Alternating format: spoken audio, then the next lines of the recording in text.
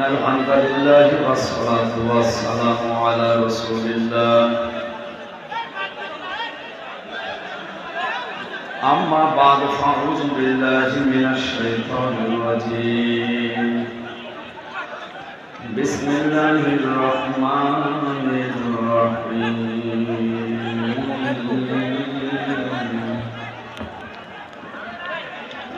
يا أيها الذين آمنوا اتقوا الله حق تقاته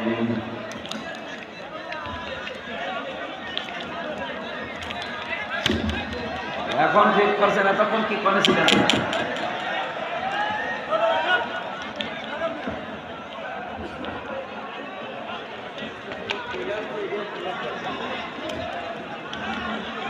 সব খুলে নিচে দেন সব খুলে নিচে দেন পাতলা হবে সব খুলে দেবো খুলে এখানে দেন এখন হবে তুমি তো দেখেন তো এবার কমে বেরিয়ে থাকবে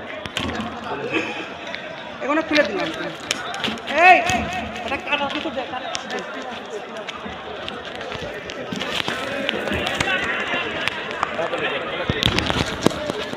একবারে বার বানায় ফেলছে কাটার কিছু দেন কাটার ছিলাম দেন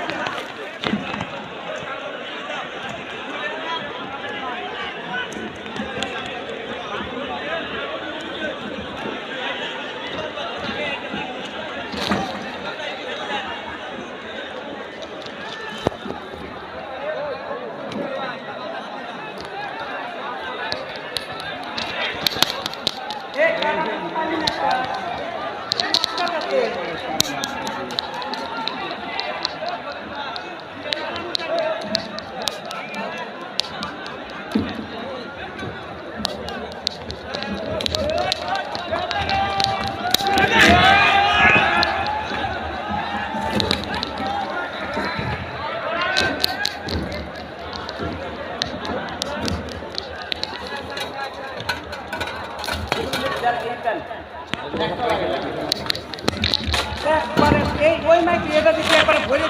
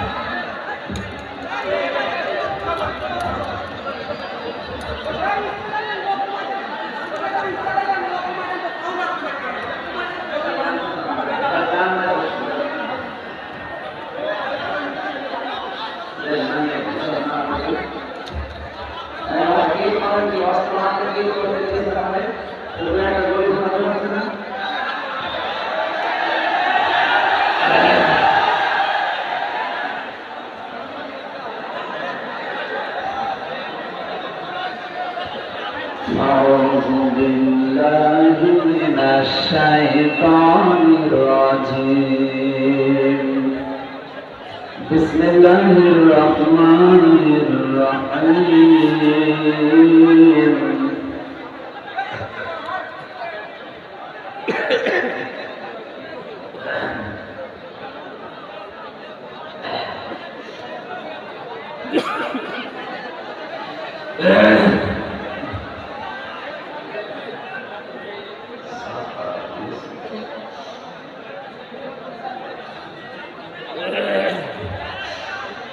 يا أيها الذين آمنوا اتقوا الله حق تقاته ولا تموتن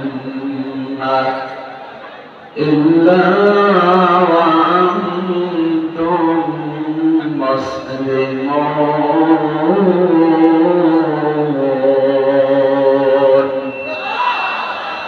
صدقت يا ربنا اللهم صل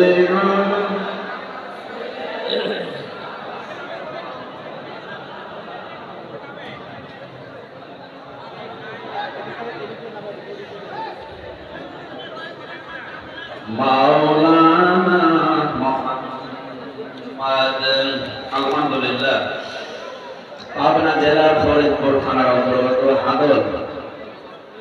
হাদল ফাজিল ডিগ্রি মাদ্রাসা ময়দানে বিরাট ইসলামী জালসা ইসালে সাওয়াবের সম্মানিত সভাপতি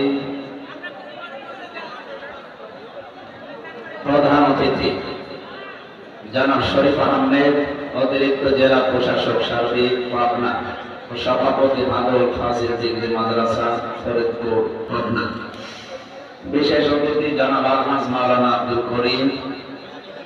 এ মাহফিলে উপস্থিত আছেন আমার শ্রদ্ধাভাজন শিক্ষক, ইসলামিক চিন্তাবিদ, শিক্ষাবিদ, হাজার হাজার ছাত্রের উস্তাদ, ইসলামিক বিশ্ববিদ্যালয় কুষ্টিয়া দাওয়া এন্ড ইসলামিক স্টাডিজ বিভাগের শ্রদ্ধাভাজন অধ্যাপক ডক্টর গোলাম মাওলা আতাওয়াল্লাহু উমরাহু ওয়া বারাকাল্লাহু ফি হায়াতি, বলেন আমিন।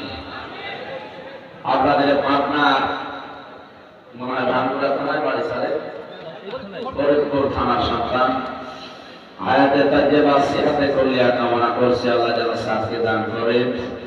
এতক্ষণ যারা আলোচনা রেখেছেন মাওলানা সাদিকুর রহমান আসহারি ঢাকা, মাওলানা হুসাইন মাহফুজ সোয়াডাঙ্গা, মাওলানা আব্দুল গফফার খান, মাওলানা আব্দুল্লাহ বাকি, মাওলানা লুৎফুল হক, মাওলানা আবু ইউসুফ খান, এরপরও এখনো যারা আসবে, বিশেষ করে মাওলানা আব্দুল্লাহ আহমেদ ভাই এখনো মনে আসেনি, উনি আসবে।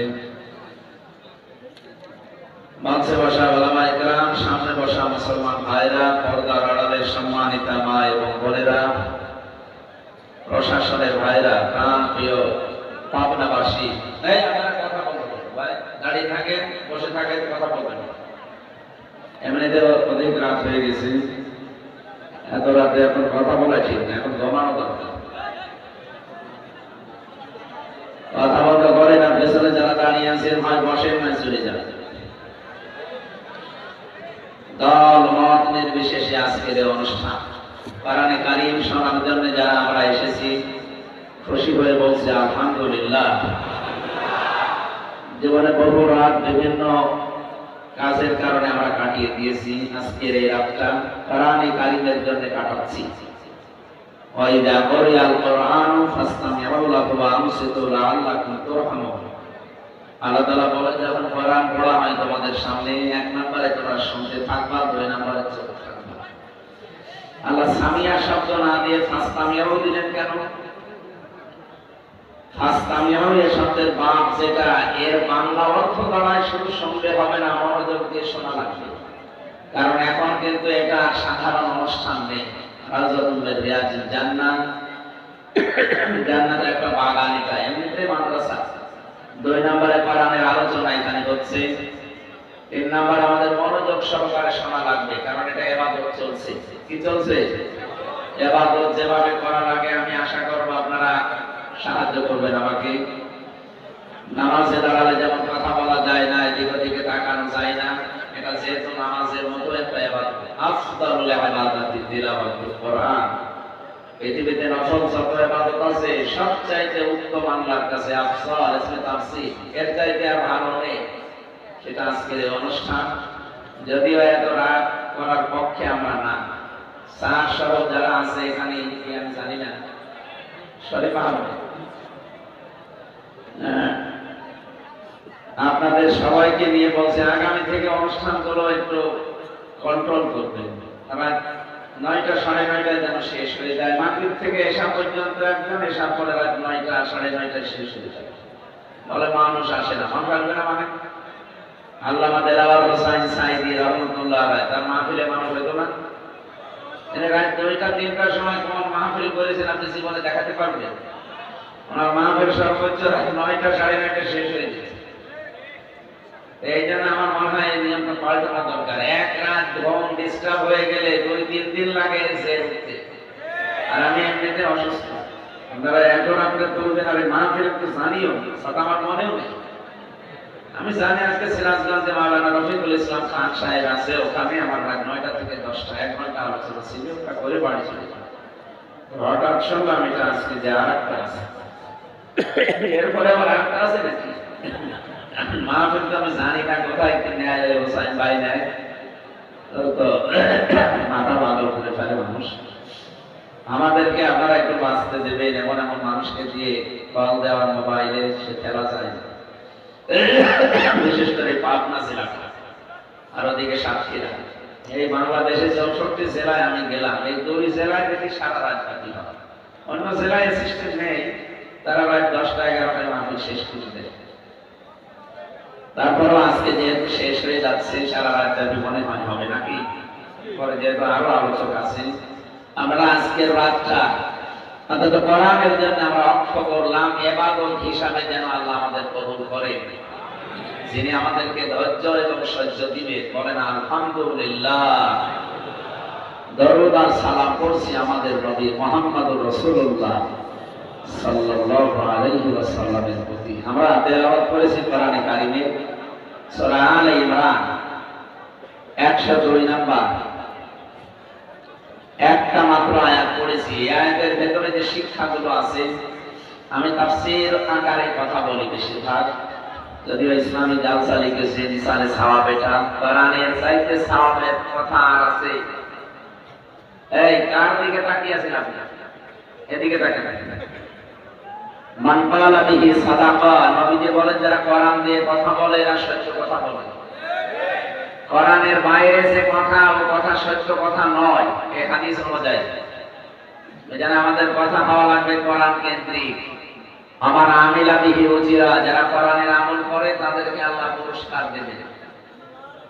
আপনি অন্যান্য জায়গা থেকে আমল করলে, হাদিস দেখে, ইসলামের ইতিহাস দেখে আমল করলে আপনি সওয়াব পাবেন না, পুরস্কার পাবেন না তা না, পাবে। হয়তো সাহাবীরা দেবে কিয়ামতে, ফেরেশতারা দেবে, নবীরা দেবে, রাসূলরা দেবে। যে কোরআনের আমল আল্লাহ দিয়েছেন 500, এই আমলগুলো যদি দুনিয়ায় কেউ করে, কিয়ামতে আল্লাহ নিজের হাতে পুরস্কার দান করবে।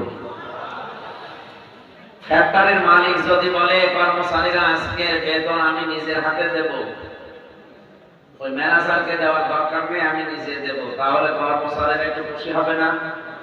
মালিক যখন নিজে দিচ্ছে, হয়তো কেমন দেবে মালিক ছাড়া কেউ জানে না।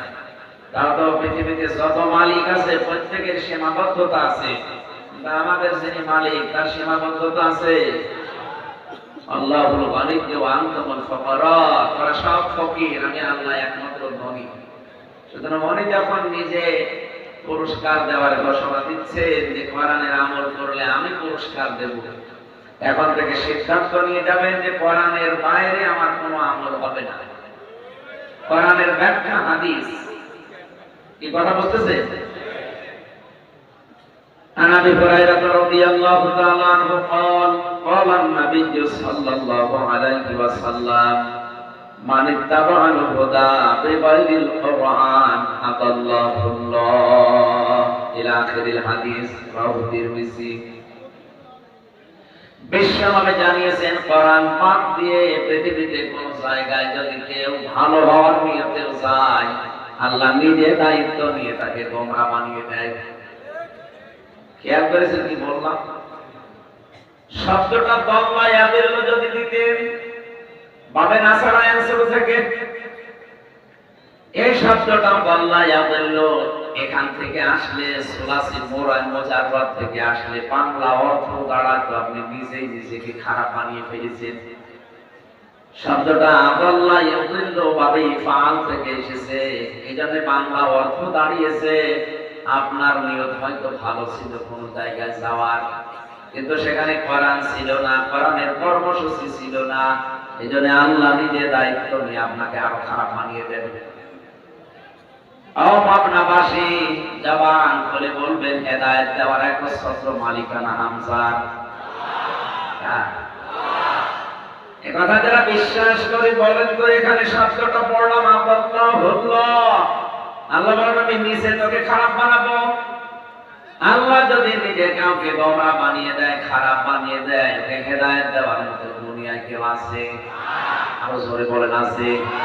তাহলে আজকে সিদ্ধান্ত নেওয়া যাবে না যে কোরআন যেখানে নেই ওইরকম দরবার যদি আমার বাবাও তৈরি করে, ওই দরবারে আমি আজকে থেকে আর নেই। এরকম দরবার দেশে নেই। 36,000 দরবার আছে সরকারি জরিপে। আমি খোঁজ খবর নিয়ে যতটুকু জানি বা দেখেছি, যতটুকু বুঝেছি, কয়েকটা দরবারে শুধু কোরআনের কেন্দ্রিক নিয়ম নীতি চলে, বাকি অধিকাংশ গুলোই বাবা শাহজালাল সব হালাল, এই নিয়ম চলে। অথচ এই ধারণা কাফেরদের, এই যে ধারণা বললাম যেটা বাবা শাহজালাল মদের কাছে কুত্তা বিড়াল সব হালাল, এটা হচ্ছে কাফেরদের ধারণা। ওয়াইদা কিলা লাহুম তাআলাউ ইলা মা আনজালাল্লাহু ওয়া ইলার রাসূলি ক্বালু হাসবুনা মা ওয়াজাদনা আলাইহি আবাআনা। সূরা মায়েদা 7 নাম্বার পারা 4 নাম্বার পৃষ্ঠার প্রথম নাম্বার লাইনের 104 নাম্বার আয়াতের প্রথম অংশে আছে। এটা ফিসিলাল কোরআন থেকে বলছি। আল্লাহ পাক বলেন ওয়া মানে এবং ইদা মানে যখন, ইলা মানে বলা হয়, তামাল মানে আসো, ইলা মানে দিকে, মা মানে যা, আনজালাল্লাহ মানে আমি আল্লাহ নাযিল করেছি, ওয়াইলার রাসূলি আমার রাসূলের আদর্শের দিকে আসো।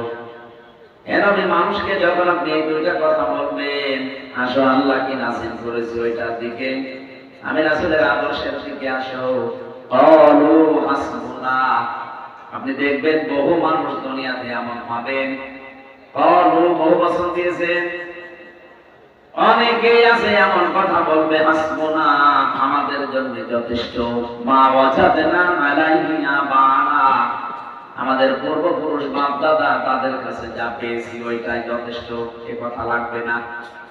এরকম কথা বলার মানুষ দেশে নেই।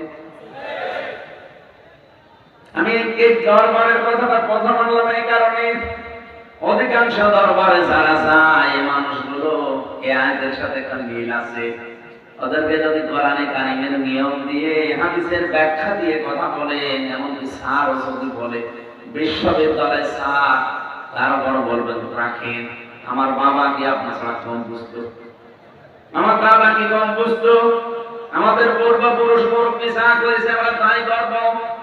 আল্লাহ পরে শব্দ দিয়েছেন আওয়ালাউ কানা, আমার ইসতিফহাম প্রশ্নবোধক চিহ্ন, এটা ইন্টারোগেটিভ সেন্টেন্স। আল্লাহ যেন প্রশ্ন দিয়ে বলছেন আওয়ালাউ কানা বাহুম লা ইয়ালামুনা শাইআ ওয়া লা ইয়াহতাদুন, যদিও এদের এই বাপদাদার পূর্বপুরুষ মুরব্বী পীর সাহেবরা ইসলাম সম্পর্কে তেমন কিছু জানতো না এবং হেদায়েতের উপরেও ছিল না, এরপরে ওই মানুষগুলো অন্ধভাবে তাদেরই মেনে চলবে। আমার তো মনে হয় আজটা বাংলাদেশের জন্য খাস। দেখেন তো 48,000 পীর, তাও সরকারি জরিপ, ছাত্রের জরিপ, 48,000-এর ভেতরে মাত্র হাতে গোনা কয়েকটা জায়গায় দেখবেন ইসলামের নিয়ম নীতি কোরআনের নিয়ম চলে, বাকিগুলো অধিকাংশ জায়গায় সব বাবার নিয়ম চলছে। আমার কুষ্টিয়া আল্লাহর ওলির মাজার কেউ মানুষ আল্লাহর ওলির মাজার মনে করে, অথচ সারা দেশে মিলে যে কয়জন গাঁজা না পাবেন তার সাথে বেশি গাঁজা পাওয়া যাবে দরবারে। বাংলাদেশে একটাই মাত্র জায়গা আমি পেয়েছি যেখানে পুলিশ পাহারা দিয়ে গাঁজা খাওয়ায়। আমার নিজের জেলা, আমি আর বেশি বলতে পারলাম না, আবার সেটা বদনাম নিতাম, থাক যে বৈধতা আছে বৈধতা। সারা পৃথিবীতে আমার ভাই একটাই জায়গা আছে, পুলিশ পাহারা দিচ্ছে, ওরা গাঁজা নিশ্চিন্তে খাচ্ছে।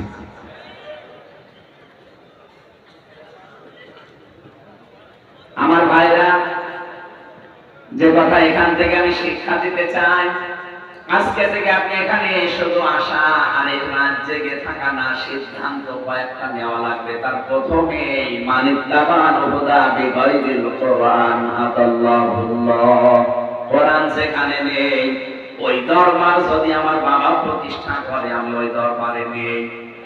আমি যদি ভালো হওয়ার নিয়তেও থাকি আমাকে গোমরা বানিয়ে দেবে কে? দ্বিতীয় নম্বরটা বলবো, বারান্ডা থেকে নিয়ে যাবেন না তো? এখান থেকে আপনি এই পরিচয়টা নিয়ে যেতে পারেন যে এই দলে বাংলাদেশে কোরআন নেই, কোরআনের কর্মসূচি চলে না, ওই দল যদি আমার বাবা প্রতিষ্ঠা করে ওই দলে আমি নেই। এটা এত জোরে বলার দরকার নেই, এটা একটা রাজনীতি নাকি? এটা আমরা বিবেকের উপর ছেড়ে দিলাম, কি করবেন দেখেন। যেখানে কোরআন নেই ওখানে গেলে আপনাকে খারাপ বানিয়ে দেবে হামজা। হামজারে স্যার কে? সরাসরি ফাইল আল্লাহ নিজে। কেউ আপনাকে হেদায়েত দিতে পারবে না। অনেকে মনে করে এত বড় দাড়ি আছে, এত জুব্বা গায়ে দিয়ে আমার হেদায়েত নেই, মানে আপনার চাইতে দাড়ি রবীন্দ্রনাথ ঠাকুরের বড় আছে, আপনার চাইতে জুব্বা ওর কম বড় না। অনেকে মনে করে আমি ফরিদপুর পাবনা এত বড় জায়গায় মসজিদের সভাপতি, আমি জান্নাতে যাব না, আমি হেদায়েত পাইনি, কি বলে হুজুর? আরে ভাই, আপনি তো পাবনা ফরিদপুরে হারুন এই মসজিদের সভাপতি আর কাবা শরীফের সভাপতি দেওয়া হচ্ছে কোন জায়গায়? কাবা শরীফের দায়িত্বে ছিল এই লোকটা। এমনকি আল্লাহ একজন আছে বিশ্বাসও করত। কোরআনে কারিমে সূরা আনকাবুত 61 নম্বর আয়াত 21 নম্বর পারা 2 নম্বর পৃষ্ঠা 12 নম্বর লাইনে আছে। এটা আপনি জিলালের কোরআনে পাবেন। ওয়ালা ইনসানতাহুম মান খালাকাস সামাওয়াতি ওয়াল আরদা ওয়া সাখারাশ শামসা ওয়াল কমার লা ইয়াকুলুন্না আল্লাহ ইলা আখির আয়াত। আল্লাহ পাক বলেন, হে নবী, আপনি যদি আবু সেহেলকে জিজ্ঞাসা করেন আকাশ আর জমিন চন্দ্র সূর্য কে বানিয়েছে, নরমালি তো বলতে পারতো আল্লাহ বানিয়েছে না। লা ইয়াকুলুন্না আল্লাহ, লামে তাকিদ নুনে সাকিলা, গ্যারান্টি দিয়ে বলবে আল্লাহ বানিয়েছে। তাহলে ও এই কথা গ্যারান্টি দিয়ে বলার পরও যদি ঈমানদার না হয়, কাবা শরীফের দায়িত্বে থাকার পরও যদি ওর ঈমান না থাকে, আজকের তেলাওয়াতকৃত আয়াত ওইভাবে আমি পড়েছি, এইগুলোর দিকে যাচ্ছি। আমরা অনেকেই সালাম মনে করেন কালেমা যখন পড়েছি জান্নাতে একদিন যাবই। আরে ভাই, যাবেন ঠিক আছে, কিন্তু কালেমার উপরে তো আপনাকে থাকা লাগবে। মান ক্বালা লা ইলাহা ইল্লাল্লাহ ফাদাখালাল জান্নাহ, যে ব্যক্তি কালেমা পড়েছে লা ইলাহা ইল্লাল্লাহ, তাকে আল্লাহ জান্নাতে দিয়ে দিয়েছে। ফাদাখালাল জান্নাহ ইয়াদখুলু মুসালাতাইনি, দাখলা আছে, এটা মাঝি অতীত। পাঁচ শব্দটা নবীজি ব্যবহার করেছেন এই জন্য কালেমার ভেতরে আল্লাহ যা দিতে চেয়েছেন সত্যি যদি আপনি মেনে নিতে পারেন, আপনি বিশ্বাস করতে পারেন, আপনি জান্নাতে চলে গেছেন। কিন্তু কালেমার উপরে টিকে আপনাকে থাকা লাগবে। তারপরে কথা বলেন ঠিক কিনা? তবে কালেমা তো পড়ে রেখেছি, কিন্তু এর উপরে টিকে থাকার কোনো সিদ্ধান্ত আমাদের নেই। ঝড় উঠেছে সেই কোথায় সিরাজগঞ্জে, আর এখানে আমার মাটি মিটে গেছে, এরকম ইমান হলে হবে?